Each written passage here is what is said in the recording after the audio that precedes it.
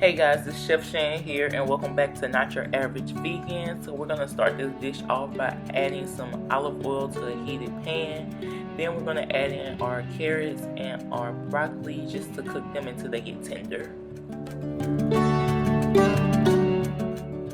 I did use fresh broccoli and fresh carrots, so all I did was cut the broccoli up into bite-sized pieces, and I did the same with the carrots.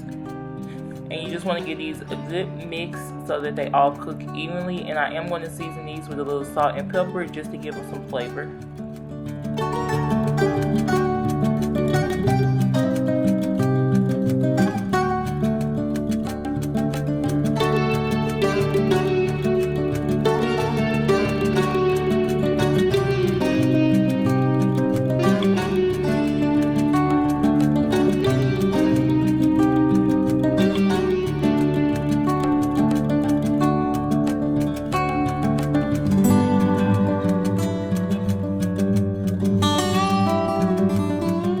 So after those veggies cook for 7 to 9 minutes, I'm going to go ahead and add in my peppers and my onions.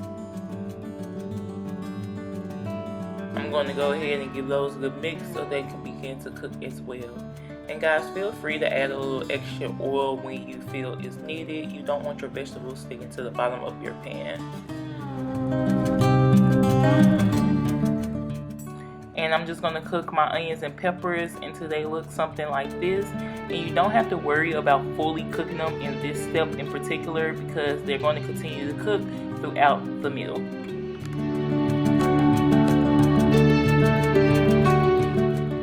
Now you see me adding in 1 can of diced tomatoes. And I am going to rinse the inside of my can out with water. So I'm going to fill it up about halfway just to get the rest of the tomatoes out. And I'm going to give this a good mix and turn my heat up just so I can get this to a slight boil.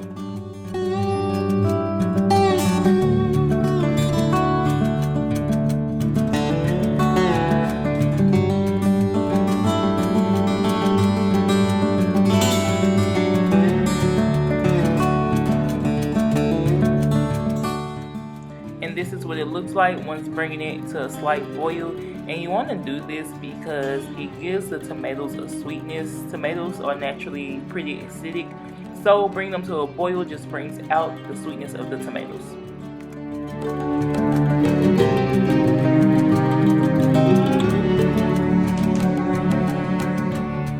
The next step is going to be to add in some freshly minced garlic, and I'm also going to add in chickpeas, of course. And don't forget to check the description box for a full ingredients list and the amounts I used of each ingredient.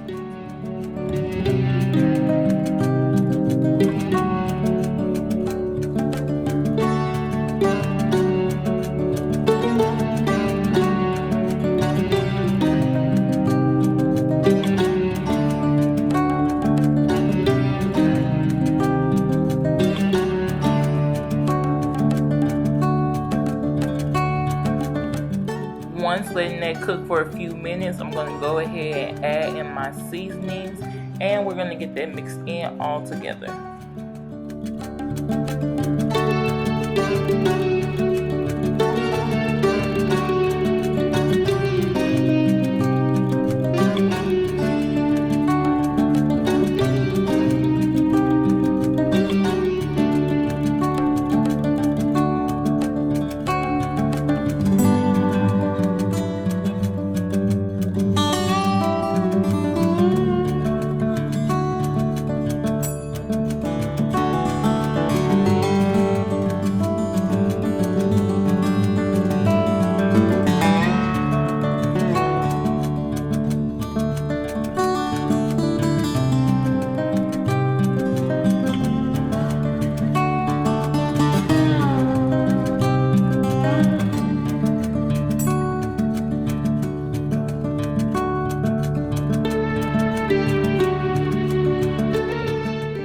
And once that is all mixed in, you want to go ahead and add in your can of coconut milk. And you guys, in the beginning, don't worry about the lumps. You're going to mix that up and it's going to turn out super creamy.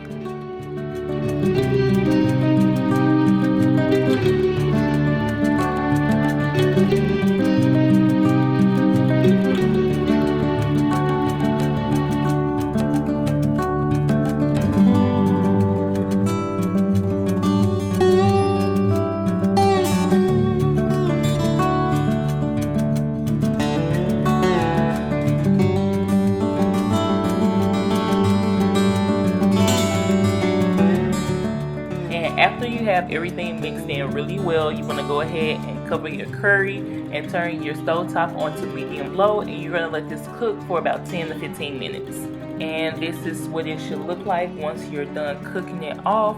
And we're not going to stop here. We're going to go ahead and we're going to add in some spinach. At this point, you can go ahead and turn off your stove top. The heat from the curry will actually cook the spinach.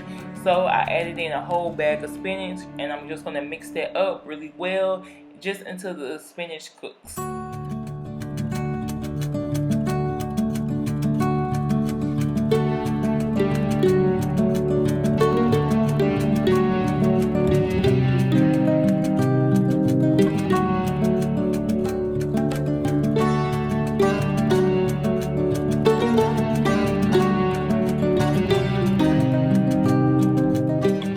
The last and final step, which I feel is one of the most important steps, is to go ahead and add in the juice of 1 lime. You guys, this lime is going to give your curry so much flavor, so don't forget to add the juice of the lime. And once you add that juice in, you want to give it a good mix, and your curry is complete.